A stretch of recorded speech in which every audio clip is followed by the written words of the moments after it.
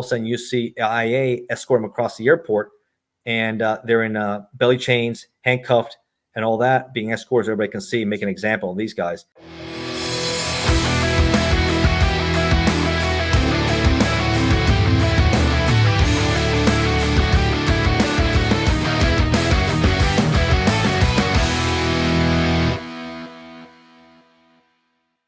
Hey guys, thanks for tuning in. Hey, do me a favor. If you're on YouTube, hit that like button, hit that subscribe button, hit that bell for the notifications. And if you're listening on Spotify, make sure you do that 5-star. Got a great show for you guys today. Today's guest is a retired ATF agent. He's an author of several books such as ATF Undercover, LA Mobsters, Miami's History with the Mob, Chicago Crime Bosses, and Psycho Killers. And my guest today is Ignacio Esteban. Yeah, Ignacio Esteban. That's right, brother. Thank you, John. I know we're recording, so I'll tell this story here. I always wanted to, when I was done, because I didn't look like this, I didn't sound like this at all, John. I had super long hair back to my shoulder. I had a huge beard. I spoke, with an accent, my English broken, Cuba, and because in Miami, Florida, I spoke Spanish. I grew up in Miami, so I can start giving a little background myself. So, growing in the Cuban American, my grandparents were Spanish. They came to Cuba, and after Fidel Castro and the revolution, unfortunately, they had to leave. And this great country, they came here, and I was born in LA, Los Angeles, raised in Miami, right? So I was always around the culture and Spanish and everything else. So I assimilate pretty good. I almost made myself like a Tony Montana type, right? Meet my little friend. Yeah, that's it, brother. That's it. And 20 years in the ATF. 21 years, 5 years with U.S. Customs, a total of 26 years. Yeah, my book you mentioned, you can see the poster behind me, right? ATF Undercover. And since you're in Orlando area, the poster next to that one, I'll tell you a little story offshoot here. I don't know if can you see that poster behind me next to ATF Undercover? Arturo Fuente. I know you like cigars. Oh yeah, yeah. So that got that from Ybor City. I don't know if you've been there before. Not far from La Colombia, right next to it, actually, where Traficante Jr. had set up shop there, right? That's where they ran operations. The whole area in Ybor City for Traficante family, right? That's where they ran operations. So little I know, smoking cigars. I later would get into the history. I said, damn, the Colombia restaurant, which I love eating at, Spanish Cuban restaurant, was a headquarters for the Traficante family operations. No way. That's how I have that cool poster there. So anyway, to a point, they end up selling me the original poster. I'm not there. I'm in my early 20s, just started with ATF, walking around there in the shop. And I said, I love that poster. He said, it's an original. And the owner decided to sell it to me. So that was pretty cool. So I have an original poster there. I love it. The history, the cigars. I fell in love with that poster. So I said, I got to have it. That's fantastic. Yeah, my wife and I, we just did a recent trip to the islands, and we went to one of the private islands off the cruise ship, and went in to use the restroom, and the restroom was decorated with a lot of Cuban artwork, which was really, really cool. And it was just one of those private islands that the cruise ship owns, that you go to and drink at and whatnot. But the artwork that they had on the walls in the restroom was really, really phenomenal. It was really nice looking Cuban artwork. Yeah, I wrote the book you mentioned. I had a book, Castro and the Mob, and the history with the mafia in Cuba, right? Traficante Jr. was there. Meyer Lansky was there, right? You have all the big mobsters that came out. The Cuban, the Havana Nacional hotel has been there since the 1930s, right? You remember the scene during Godfather, right? Yeah. Right? When things are going bad, Batista, really based on the life of Batista, Florencio Batista, who's corrupt, who's part of the mafia, pretty much letting gambling, getting buyouts, and they know the army has given up. And the rebels had won. Castro's won, right? It's New Year's Eve, right? And 59, and he says, "I got to get out of here, and I'm leaving, guys." And that's a true thing how he left. He went to Santo Domingo, and then eventually went to Spain, and he had to leave because they were going to execute him. Because of course, Castro and these guys, anybody who was opposed to his regime, was going to get executed with the firing squads. So he leaves, and then Meyer Lansky has a decision to make, right? He has the Havana Riviera. He's put millions of dollars into it. It's a moneymaker, but he knows he was tight. He was the czar in Cuba for gambling. He knows Castro hated him because Castro was very anti-capitalist, anti-imperialist, and very anti-American. And he wanted to clean all this out. He had a lot of resentment for that. So he knew that the mafia, that these guys were going to be in Havana within a few days. So he made a decision. Lansky did, and he had to leave, leaving everything behind, knowing that he probably would never be able to return. Traficante, on the other hand, though, he decided to stay and see if he can play ball with Castro, and then didn't work out to him. The only time he ever did any serious time in prison was in Cuba. Castro put him in jail. He incarcerated Traficante. I think he was there for almost less than a year, incarcerated, until he finally had enough of him and threw him out of the country. He couldn't even go to his daughter's wedding. Imagine that. He was one of the most powerful guys in Havana, in Cuba, right? And he can't even go to his elaborate wedding that his daughter had that summer in 1959 in Havana. Interesting, huh? Yeah. I just did a podcast with a gentleman who's a book author. He did a book called Operation Underworld, based on Lucky Luciano and the boys helping the Navy with fighting during World War II. And we actually touched base a little bit on Lansky and stuff like that, and the mafia making its place in Cuba during the time that they thought that this was going to be their place of retirement. This is where they were going to go and be able to live high like kings, I guess you can say, in some sense. Yeah, they had a good operation in the 50s. I did some research myself, and Lucky Luciano, he was deported from the United States, even though he assisted the U.S. At the end, he was deported, right? And he was back in Italy, but he made some good connections, with heroin coming through Africa. So he wanted to make Havana the point of contact when they had the huge mafia meeting in the Havana Nacional. We had all the big names throughout the country were there, including allegedly Frank Sinatra was there, and some other big names to unify the mafia groups, the Jewish mafia, Italian mafia, and work together. And he will become the boss of all bosses in that meeting, right? That will put him on top there. And allegedly he said, now, heroin is a big moneymaker. And he said we can get it through Tampa with Tropicana Jr., up in there with the New York families in the New York Near East, and then New Orleans with Marcello family. So that became how they made a lot of money through heroin. They didn't get much in cocaine, but they made a lot of money through heroin and other, rackets they were involved in. What got you? So you worked for customs, and then what gave you the idea to switch over and become an ATF agent? Yeah, let me. How do I get into customs? We'll start with that first. I was going to call my book "The Accidental Agent" instead of ATF Undercover because I was involved. I had studied political science and history at St. Louis University, right up there, since up in Pasco County. And I was now in Miami studying international relations at FIU, Florida National University. And I was going to go to law school, actually, John, up in Michigan. But it was 95, and I was looking at jobs. The internet had become a big phenomenon, right? At Windows 95, I started on my computer, and I started surfing the net, right? Remember they had dial-up and all that? I'm not sure. Were you on the computer on then or not yet? Yeah, I remember dial-up. Yeah, dial up, the internet, and everything else. And people say, "Man, you can't use a phone anymore. What are you doing?" Right? But guess what? There were also Fed jobs available, and a U.S. Fed world was online. So I started putting in for jobs, and customs was looking for Spanish speakers who understood Latin American culture, because 90% of the flights coming into MIA, Miami International, were from Latin America. So I put in for it. And instead of going to law school and getting to debt, $30,000 a year, I decided to put in for it, and I got the job, and I started making some good money. And I went from almost going to law school to being the front line of the war on drugs, because at that time, MIA, Miami, was getting some of the biggest drug seizures in the country in the mid 90s, because the Medellin and Cali cartels were still going strong, and they were still pumping the cocaine through Florida and transshipment countries in the Caribbean, and then coming through the airport.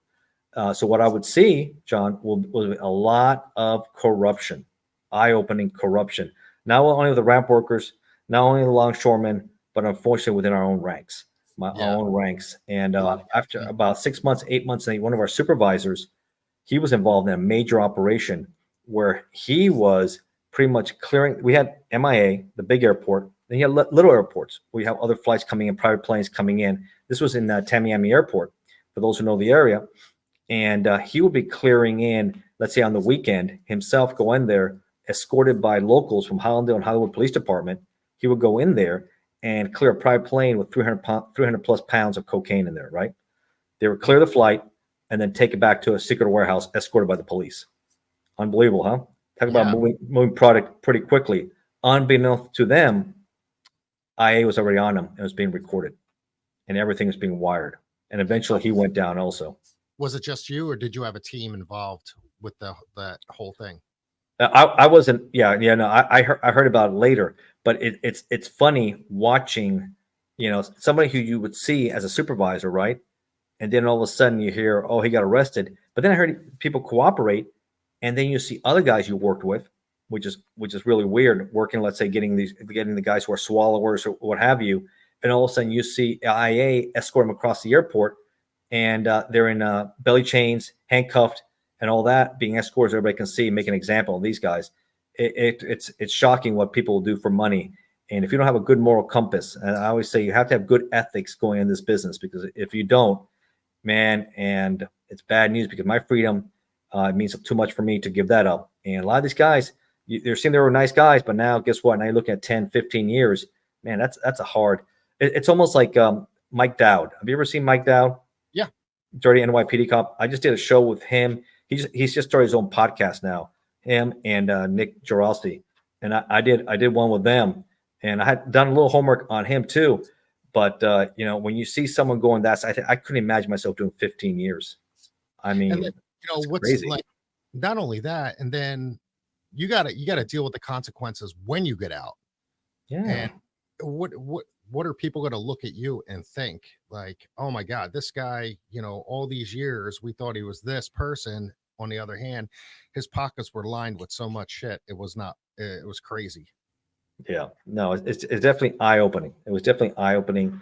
I had a good moral compass, and unfortunately, there was a lot of corruption in South Florida, not just with customs, locals.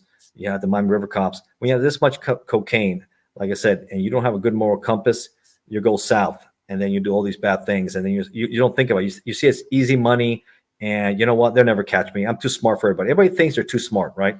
Right. Until they realize, no, someone's smarter. And because 90% of these federal cases, guess what happens, John? What were the years? Cooperate. What were the years that this was going on when you were undercover there? No, there are just a regular customs. Well, I guess I am kind of undercover. Is a different sense working with customs when you work in the border. Because there's a rover team, and you're in plain clothes, and you're looking for people who are mules and stuff like that. But it's a different kind of work because you're limited to the airport area, right? Or FTZ, foreign trade zones, or areas that comes in there.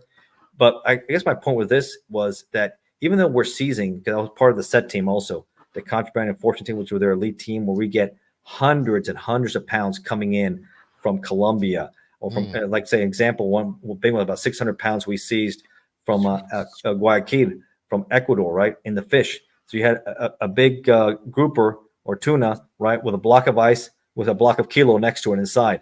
And that was never going to get to the place we're supposed to go. That was going to get ripped off and disappear. So it's just shocking, the amount of corruption around you. Shocking. Yeah. It really is. At all different levels, all the positions, because money buys. And a lot of people, like I said, they don't have an education, or they don't care.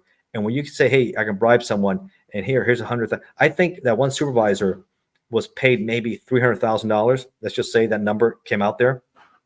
Cost him his freedom. He shamed his family. He shamed himself. And I think the Miami Herald had a headline called "Tainted Badges" when they finally, these guys went down. That's a big and went around. So that got my attention. And one thing with customs, obviously we do a lot of seizures. We see a lot. What's the saddest? Some of the saddest cases I saw, John, with people that would swallow these pellets full of either cocaine or heroin. Yeah, man. That is awful. That is awful. Where they just, they wrap them up. I've seen these on some of these documentary shows where, people are coming in and custom pulls them over, and, they're patting them down. They're going through their belongings and whatnot. And the dude's just like, there's a sweat coming off the brow. And all of a sudden, the guy's like turning green, he's like, and they take him and they look and they x-ray him, and he's got like freaking 40 baggies inside his stomach in his area, and they got to get him out because it's filled with heroin, there's pills, there's Cocaine. I've seen guys over 100. wow, man. Over 100. Over 100. You get really good at it. You can start detecting when you saw like a certain city. It was easy, the ones which were the Americans who would end up disappearing to one, like for 4 or 5 days, and said, "Why are you in Cali? Why did you go in this city here? This is only one that you don't know anybody. You didn't know locations. They're soaking what those were the easy ones. The tough ones were the locals that were there, but really had no reason why they're here. Okay, I understand you're from there, but you're here for a few days. What's your purpose? And you're staying at one of these cheesy hotels, right? For nothing, which means you're going to push this out and off you go again. And you can pretty much get so good at it. Not only you can smell it under breath, to be honest with you, because a lot of the guys with the latex, you can smell it.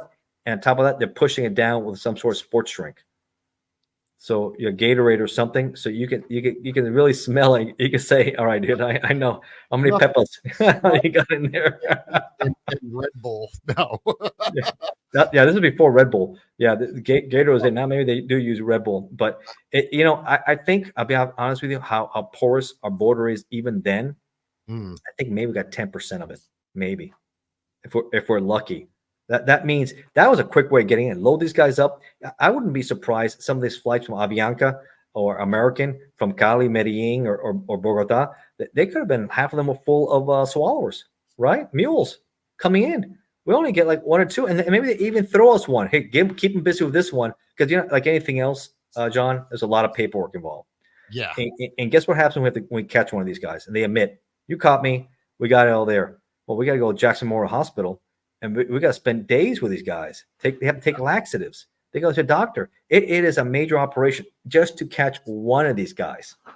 That's crazy. Yeah, it is crazy. That's people. It's not a normal life when you're going to law enforcement. That's for sure. So that's customs. That's Miami. That's at the border. A lot of stuff going on there. I meet a lot of agents. What years were you down there for that? And I was there from 95 2000. Okay. So 5 years. All right. So now, I'm networking a lot. I make a lot of seizures.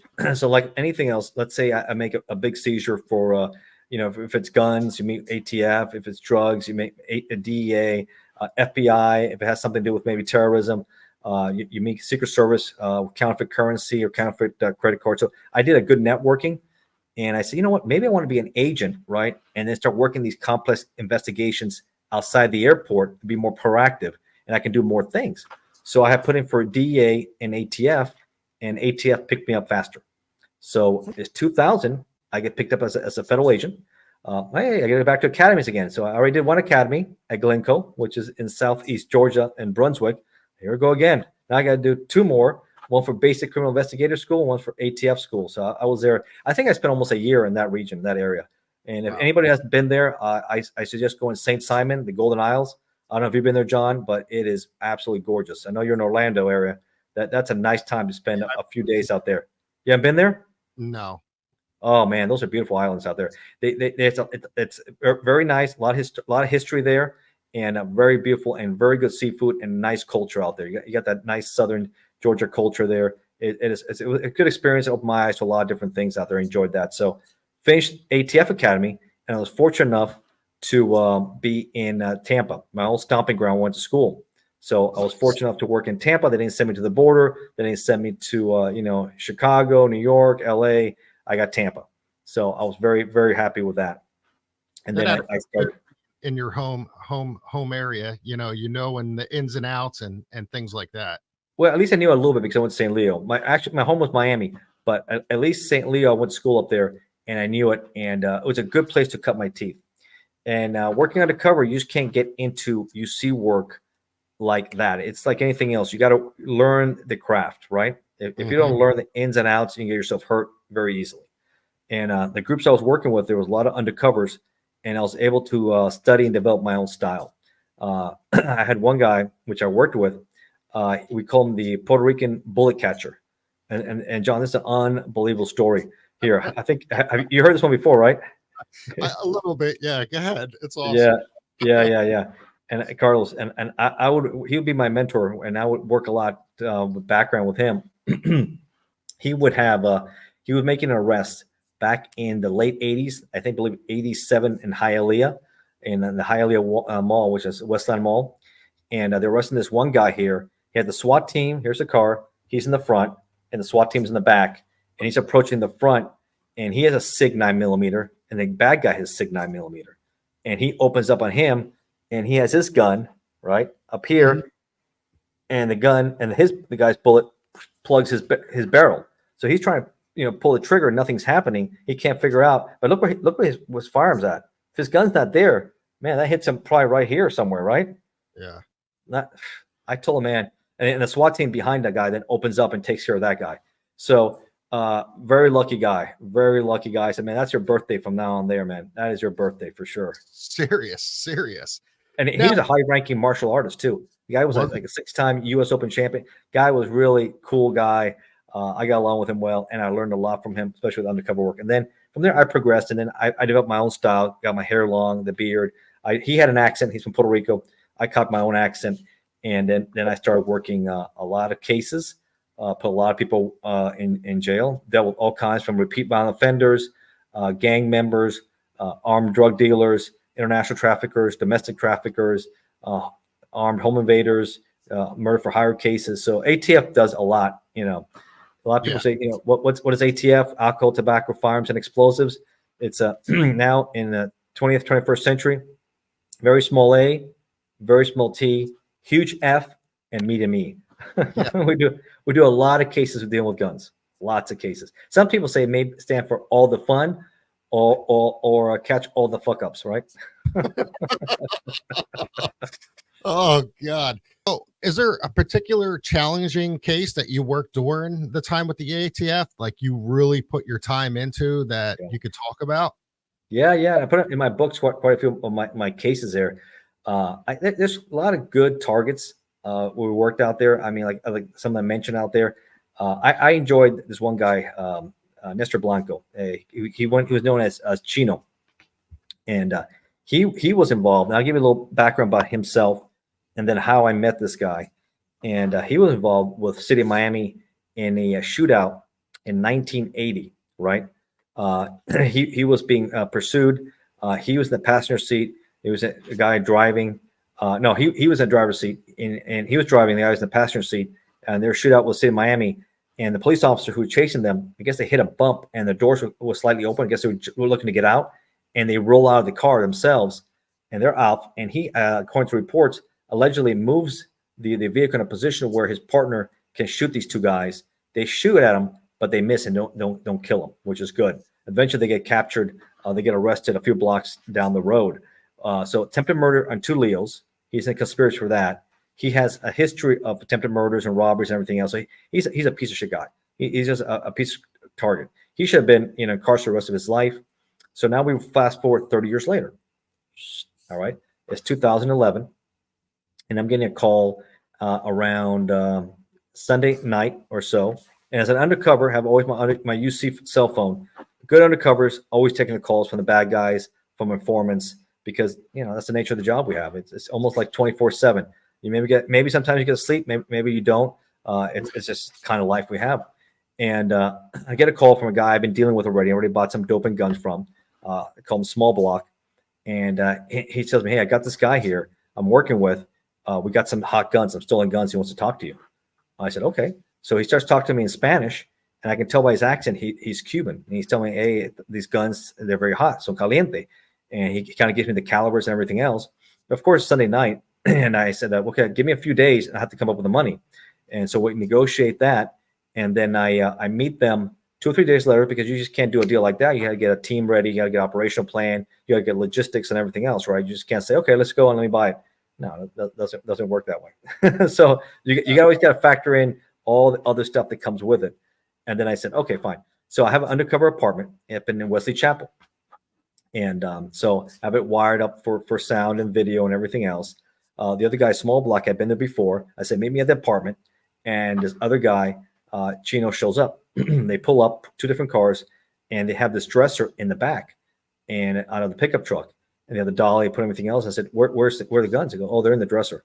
Oh, I said, yeah, we have the top sealed in case we get pulled over. They wouldn't think anything of it. I said, okay, that's ingenious. So they put a dolly to roll it in. I got everything wired. They can hear me in the apartment. They have the crowbar. They pop the tops and they start taking all the guns. And I can see the video and they can see them. And these guys are convicted felons and they're handling these stolen weapons. They're telling me they stole it. And they tell me how they steal it. It's pretty much they have a van. they evolve in. It's always got to be careful, John. Always be careful. Even though you see a work crew outside your house and near your house, these guys had a legitimate company. They were called Date City something, window cleaning window company. But they could tell, and this is back, like I said, in like 2010, 11. Everybody had security cameras. Everybody had security alarms, nothing like that. So they know when the house looks empty. They're in the back like they're working. They pop in the windows and they clean house. And the victim here of this burglary was the Paso County Sheriff's Office veterinarian who worked on their horses. Oh, and he stole all his guns and high-end guns, nice weapons and everything else, and jewelry and a lot of things. I was fortunate enough that they reached out to me first, and I was able to buy these guns. I think I paid like $4,000 for them. I got them back, and they had good conversation.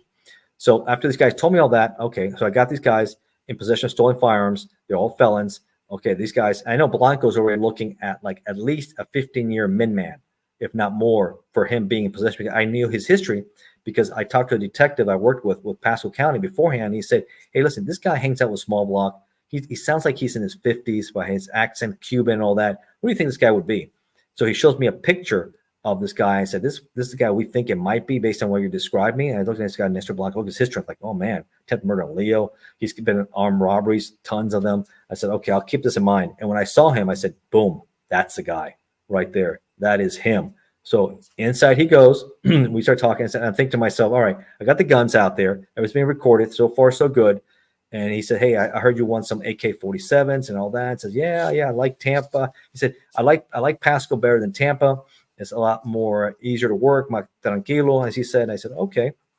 They bring the dresser back into the truck, and they come back in. And we're going to talk some more about business and everything else. And I'm thinking, I wonder if he's going to talk about the shooting that he was involved in Miami. He did so much time with. And guess what he does?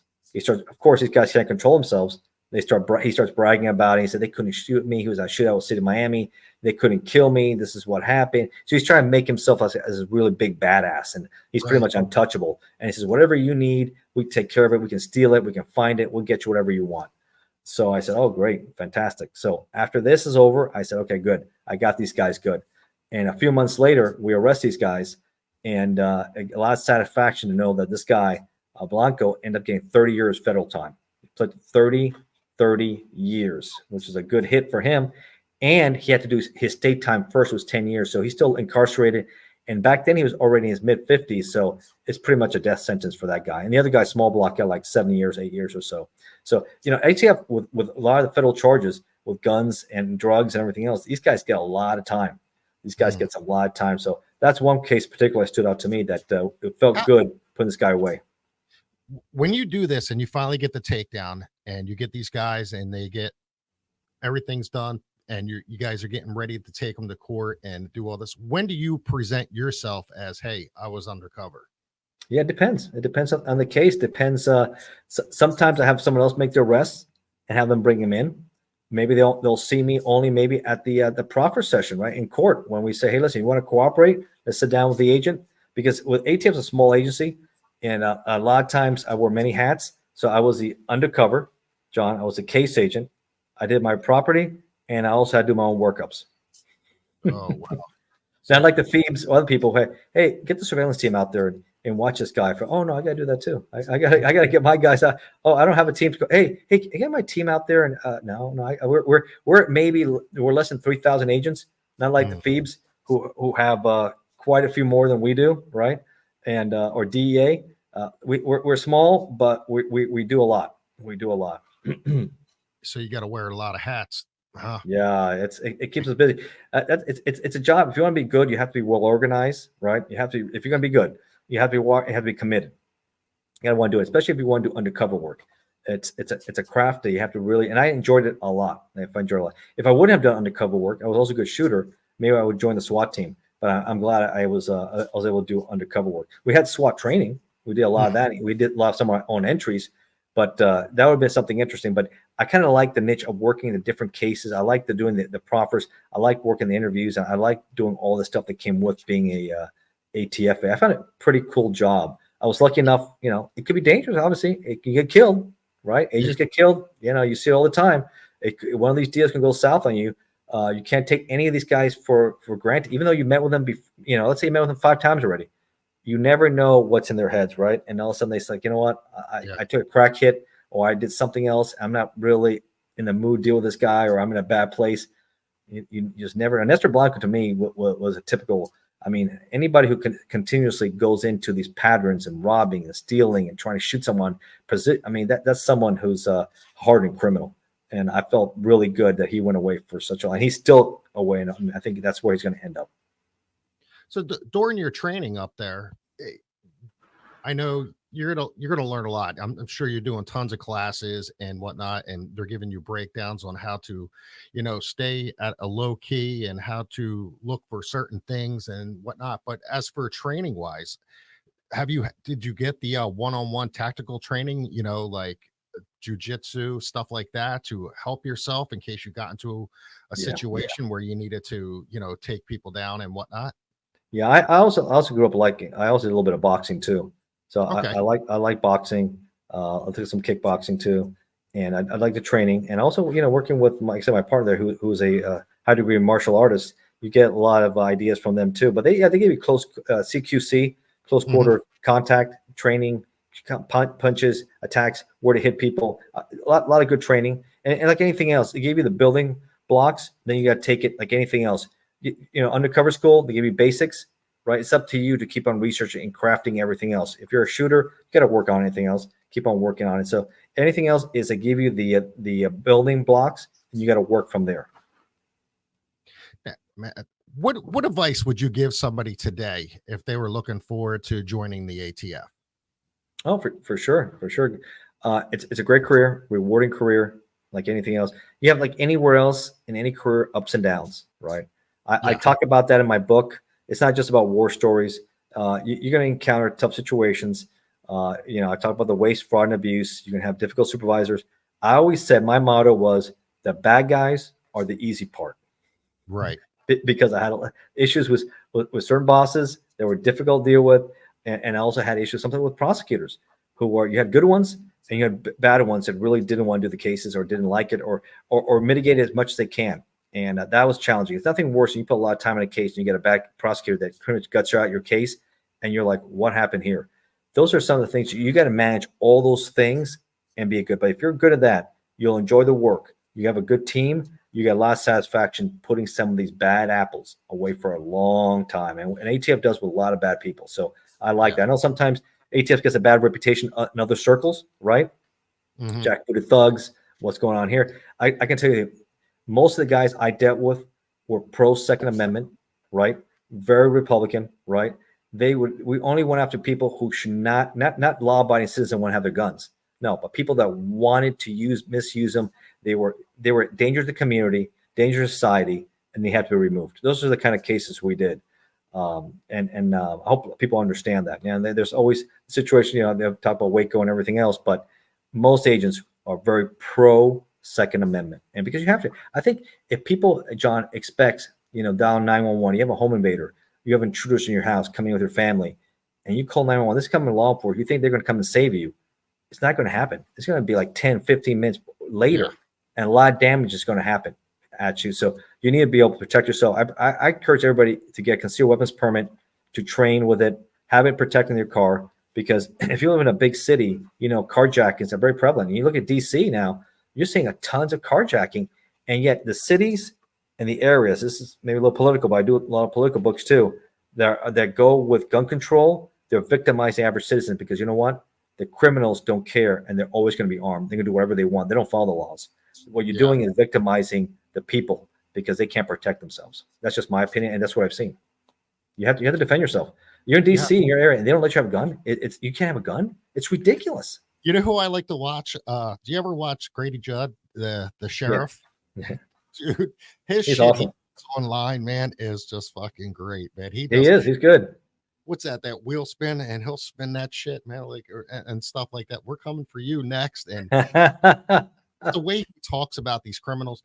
What was it recently? They just did I think they did a major sting for underage like sex trafficking, stuff like that. And like the people that show up for this shit and they bust, he doesn't care, man. He's like, he just stands there, man. He puts their picture up and he's like, Yeah. this is so and so, and this is what he did. And did you know that he was in the military, and he was this and he was that, and all this shit? He don't give a shit, man. He's like, we're taking them down. And he tells people, man, be prepared, have weapons, keep your guns in your house, fight those intruders, it is what it is, and he's I don't think it was Grady Judge, another sheriff out there in Florida. I forgot what county. I love his line. He said, that home invaders came in the house and they fired at him, but they scared him to go away. He said, I wish they would have shot him, killed him, because it would have made our job a lot easier. Didn't they hit him? And the guy ended up, I think he got shot somewheres and he ended up dying somewheres. And they're like, well, you're not in trouble for shooting the intruder. We just want to, we want to ask you questions, because I think it would have been better if you would have shot him in the house and he died there or some shit like that. Yeah, it's better if you kill him in the house, because it makes our job a lot easier. No doubt. It's crazy. It's crazy. So have you faced any serious like ethical dilemmas during your career? Ethical dilemmas. Interesting.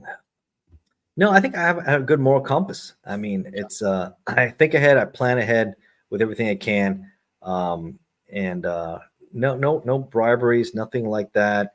I guess the hard part is when you're dealing with things that like problematic supervisors or stuff like that. That's the conflict you have to deal with, all right? And how do I handle that?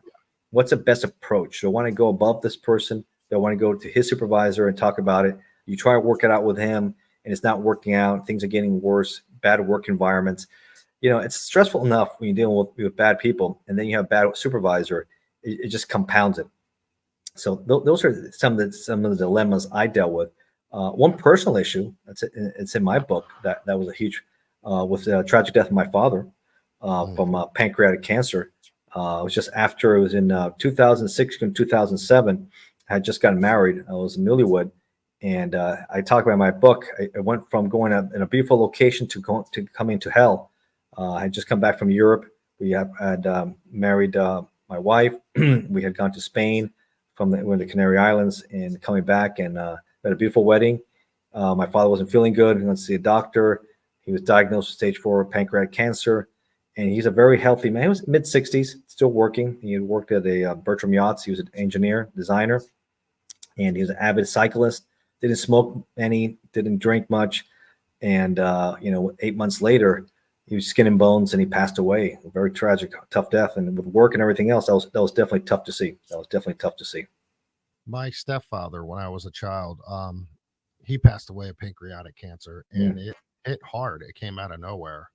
And I went through some of that issue too. And he was in the hospital. He was getting some treatment. And he was looking good. He was feeling good. He was looking good. And he's like, hey, I'm getting out Monday. We're going to go hit that fishing hole I was telling you about. I said, okay. I said, I'm going over to New Jersey for the weekend to a cousin's house. I said, I'll be home Sunday. I'll come up and see you. And he's like, all right, sounds good. Ended up coming home Sunday, talking to my mom. And she's like, hey, listen, I need to talk to you. And at the time, we lived above the bar my mom bartended in. So there was an apartment upstairs. So we lived upstairs. And, I come down, ask my mom for some bus money. She's like, hold on, I want to talk to you about something. I was like, okay. And then she's like, listen, Dad died. And I'm like, what? And I just lost it. And it was crazy. But yeah, it's one of those things, like it came out of nowhere, man. It was devastating. Awful. And and I was 13 at the time, and there isn't a day that doesn't go by I don't think about him, what could have been. Him and my mom, they split up, they were getting back together. He was my stepfather, but it was many, many years ago. But it's just like, he, I know he's at peace now up there and doing what he's got to do. Yeah, no, he suffered immensely. My dad suffered immensely, and it's sometimes the cure is worse than the disease, right? And a person that was very healthy and all that, and you see him just pretty much evaporate. And I was in Tampa, come back to Miami, back and forth.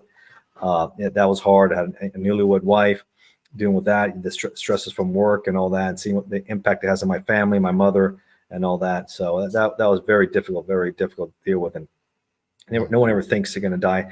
And I know that the medication's gotten better. You look at the guy from Jeopardy. What's his name? Alex Trebek. Alex Trebek. He had pancreatic cancer for years, but he looked good. Yeah, he looked good for a long time, and I couldn't believe it. So things improved. I think eventually, hopefully, they have something that's the cure. But at the time, it was just pretty much you just disappear. Your skin and bones. Patrick Swayze had that, wasn't it? Yeah. Patrick Swayze. Patrick Swayze. A lot of people die from pancreatic cancer. There's so many cancer. That's a tough one. And that's why I tell preventive. Go see a doctor. I always tell people my message is be as proactive as you can with your health. That's what I'm always doing my blood work. I'm always going out seeing my doctor. I just did my first colonoscopy. That's one you can prevent also. Endoscopy. I do it all because I don't want that. And that was one of my lessons I saw. And my dad even said to me, he said, I should be more proactive with my health. Yeah. My wife's been on me about that. She's like, you're almost 50. I'm like, I know. I'll be 50 in December. She's like, you got to get that tube. I'm like, I don't know. And she's like, I do it. I did it. I'm 52 and I did mine when I turned 50, my birthday. And I did, but now they want people to do it at 45. A lot of people in their 40s are dying from colon cancer now. That actor who did the Black Panther, remember him? I can't remember his name right now. Mm-hmm. He died in his early 40s from colon cancer. It's sad, man. It's truly sad that this disease, man. I'm telling you, man. I know the government's got cures. It's all about money. We can find them. I think prioritizing and having the right people, the right team to go out there, we can do things a lot better. And that way, people. That's a tragedy. And I say I've learned looking at those lessons. It's like, man, I think I wouldn't take the chemo, and I'll let it go as fast as I can, because to extend like that is just brutal. He couldn't even sleep at night. It was just brutal. It's like he was burning from inside. And I said, no way. I've talked to doctors, and my doctor, and he said people take two options. Either say, okay, this is the situation. I'm going to enjoy my life as much as I can, and that is it, rather than prolong the inevitable, which is unfortunate. So my lesson, guys, just be as proactive as you can with your health and do everything possible you can. That's all I can say. My mom, she had a double mastectomy done a little over a year ago, and she's actually at home right now recuperating from reconstruction surgery. Yes. She had it done this past week, and she's doing good. Good blood flow, good oxygen, all that good stuff. But when she had found out that she was diagnosed with breast cancer, she's like, cut them off. I'm not going through any of that chemo shit. I'm not going through radiation. Just take them off. I don't need them right now. Just take them and let's be done with it. And that's what she did. And so she, everything looked good afterwards. And, she stayed positive with everything and did everything. And these last few months, she was been seeing doctors and specialists to see about reconstruction. And great. She didn't want to go with implants. She wanted to use natural body. So they did a bunch of surgeries to remove and use body tissue from her body to generate what she needed to be done.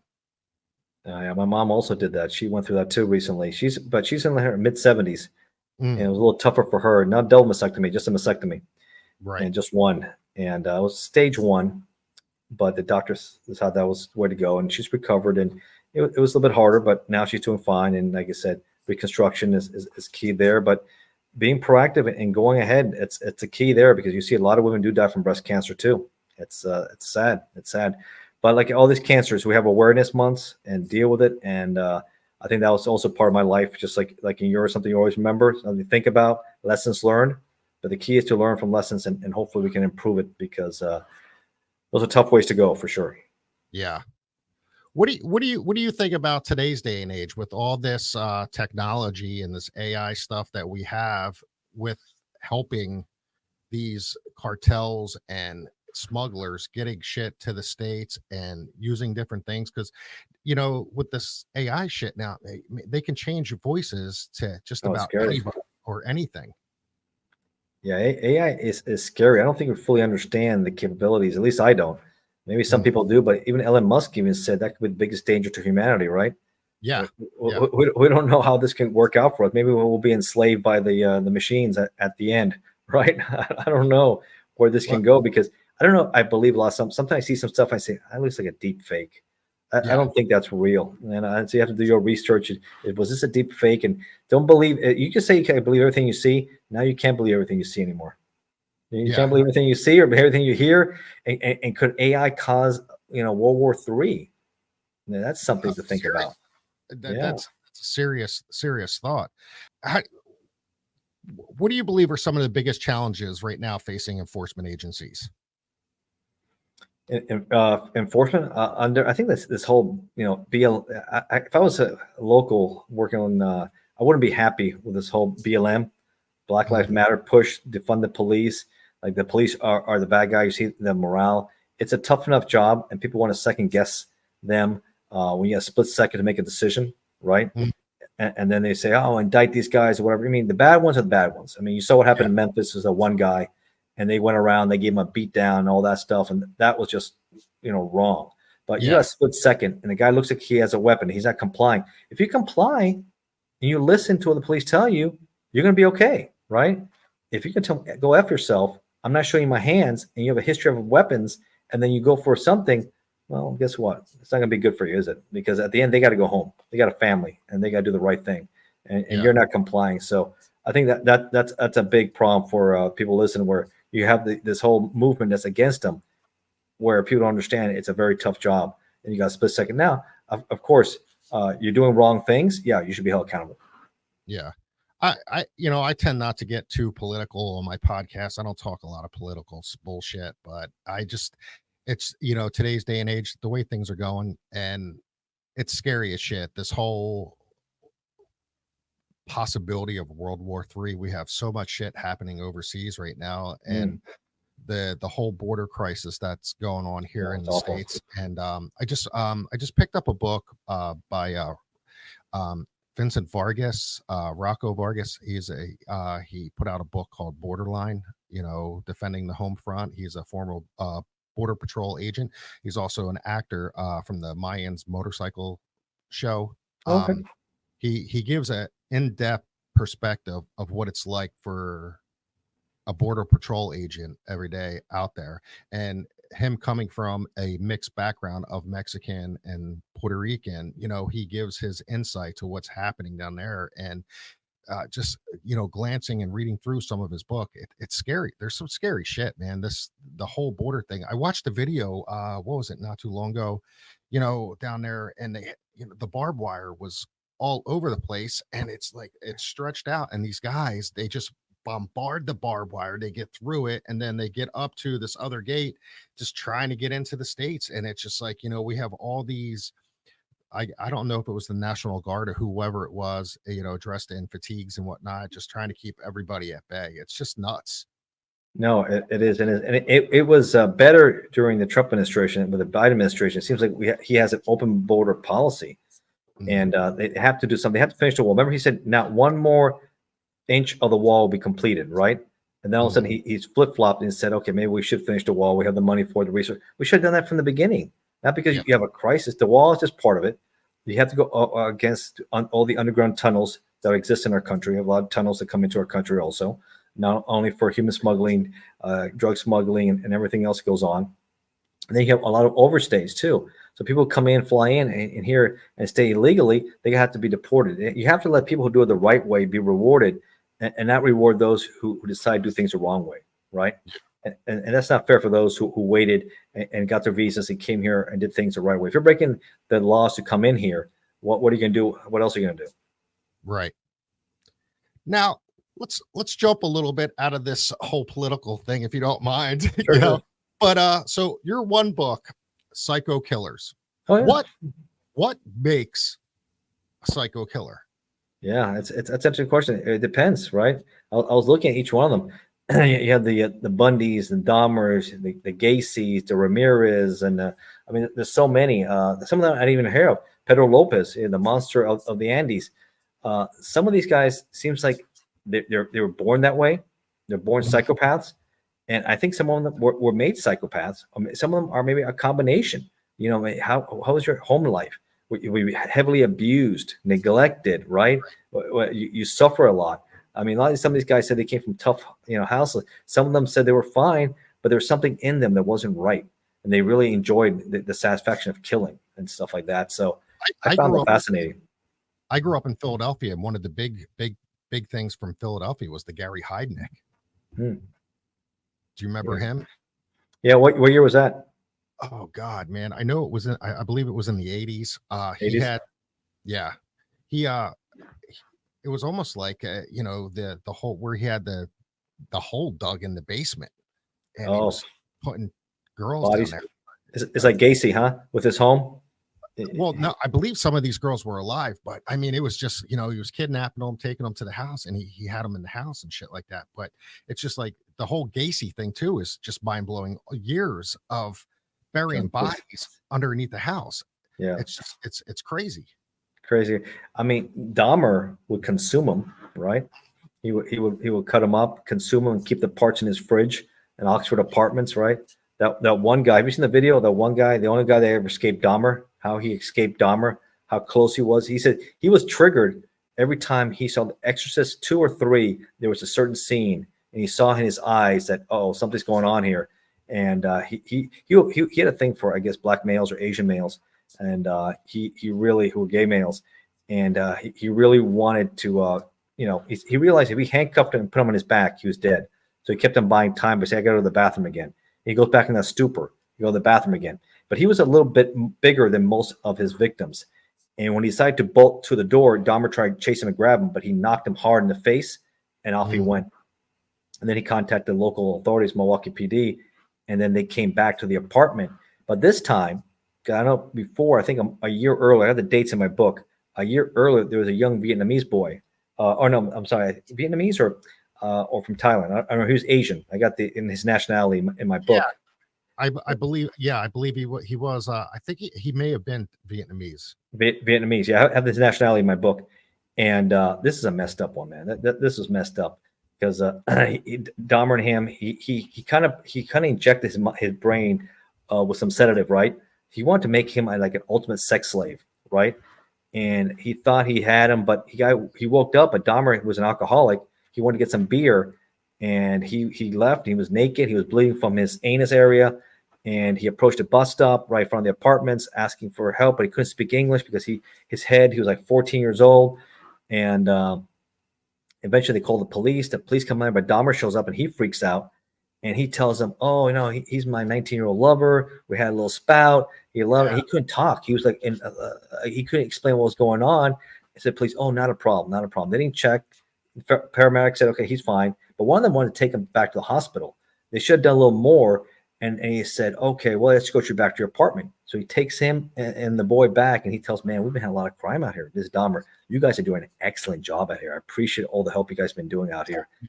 And then he puts him in the apartment and he goes, hey, you take care of him. I said, oh, we will. I will take care of him. They did a documentary on that and a series, a mini movie or something like that. And they actually used that style in the series where he gets out and he's like all dazed from all the drugs, and the cops come and he just Dahmer, he was like yeah he's with me, I'm sorry, and it's crazy shit, man. It's just unbelievable. But my thing is like, what, and do you honestly think people are born with this, or do you think they grow into this mentality like, hey, this is it? Yeah, no, I seen, like, just look at all these examples. I mean, I don't know. I mean, you have Pedro Lopez, and they think he might still be alive, that he may be the most prolific serial killer of all time. He had this was in Peru, in South America. I think his number is like a sickening number, over 300 allegedly indigenous children and women that he used to strangle. He didn't have any weapons. He just did old school. He strangled with his bare hands all these kids and stuff like that. And he said that later he was being interviewed. There was an undercover detective in Guayaquil, I think Guayaquil or Quito, somewhere in Ecuador. It's in my book. And he was arrested in Ecuador. He played his cellmate, right, with this guy. He got all the information. He was talking about it. But in Ecuador, unfortunately, is one of those countries that you can kill like 100 people, you only get your 15 years, right? So he did his 15. He got deported back to Colombia, and the Colombians had no charges on him on everything else he did. So he may be in his 70s and who knows, or 80s, and who knows what he's still doing out there. He might still be going at it. He might be one of those active, crazy serial killers still hitting it. But I guess what he told him was that his abusive family, he was doing this, but is it something that's within him? Possibly. Right. Something they're made or combination. It's case by case basis. You know what Gacy's last words were when he was executed? What's that? He told him to kiss my ass. Jeez. That's where he wasn't not like Bundy. He said, "Tell my family I love them. I'm sorry." Not like some of the other guys. He was pissed at the end. He didn't care. He was gay, bisexual, and he would make a lot of these kids do horrible things. He would bring them into their house, 13, 14, destroy their lives, kill them. Awful guy. He was angry, bitter man. But he was all Pogo the Clown, right?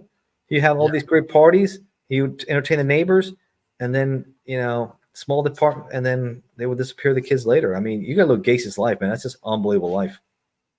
What they even took his brain and then they dissected it just to see what triggered him in some sense. They were looking for just different things in his brain just to see what made the man do what he did. It's nuts. I mean, my wife is a big fan of serial killers and Okay. every time she scares me sometimes. I don't drink the green Gatorade in my house. No, I'm just kidding. But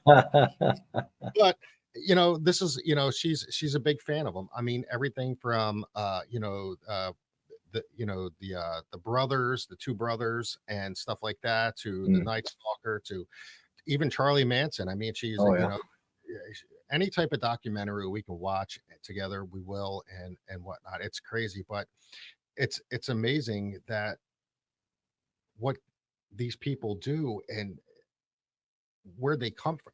It's scary. I mean, I know Dahmer, watching some of his documentaries and things like that, he was sick when he was a kid too. I mean, that kid was sick. I mean, he was killing the neighbor's cats and shit like that. And Fiddle. He used to call it fiddlesticks, man. He used to like to play with the bones of the dead animals he killed. He used to call it fiddlesticks. Yeah, that's crazy. That is nuts. Yeah. But what are you up to now? I mean, are you working like with any like projects you're involved in while being in retirement?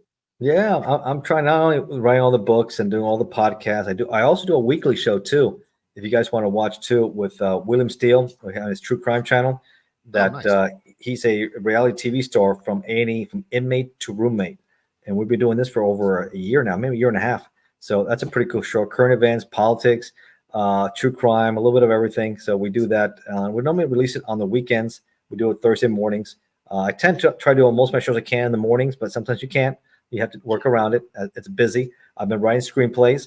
I'm trying to get them done into a TV series. I got into that. I use the software Final Draft, which I kind of like, and it's been very good, and been broken crowns based on my book ATF Undercover, and we'll see if I can get it done into a series or a movie or something. I think it's fun. I think this new life, new chapter of mine, I'm kind of having fun with it. That's awesome, man. That is truly, truly awesome. So one of the final questions here, looking back, what do you consider to be the most significant professional accomplishment that you have? Most significant professional accomplishment. There's quite a few. I mean, I'm happy of all these guys I put away. I guess putting away all these career criminals is pretty significant. I was happy part of the Beltway Killers cases with Muhammad and Malvo out there, and have my bit in there to help put these guys away. Just working good cases is good. I went to headquarters also. I promoted. That was good also. It's just ATF does a lot of cases with a lot of bad apples, right? And that to me is the most significant thing that I really enjoy putting these guys. Seeing like Nestor Blanco getting 30 years in their faces, or anyone else who's trafficking. Anyone who thought they were smarter and they were going to do things and they were caught and it was over, and looking at their faces and they gained that time, I got a lot of satisfaction out of that. That's fantastic, man. Ignacio, thank you so much for joining me today. I deeply appreciate it, my friend. It was a lot of fun. I hope we could do this again. And absolutely, John. Absolutely. And I mean, I think your work as an ATF agent is fascinating. I mean, I've listened to your stories. I'll have links to all your stuff in the description. Okay, thank you. It'll be on Spotify, YouTube, and the audio will be on all platforms that Spotify sends them out to, man. So, You I know, appreciate it. any final words of anything that If you like books, all my books are exclusively available on Amazon, Ignacio Esteban. And if you're a Kindle Unlimited subscriber, all my books are free for you. If you're a KU subscriber, all my books are free. And if you like Audible, ATF Undercover and the Most Dangerous Crime Syndicates of Our Time, which is almost an 8-hour listen, is on Audible. And I'm looking to also put in Tyrants and Killers. I'm hoping to have done within the next month or so. I have professional voice actors who've helped me on those, and those are really good too. All right. Thank you so much, brother. Thank you, man. All right, John. Thank you, brother.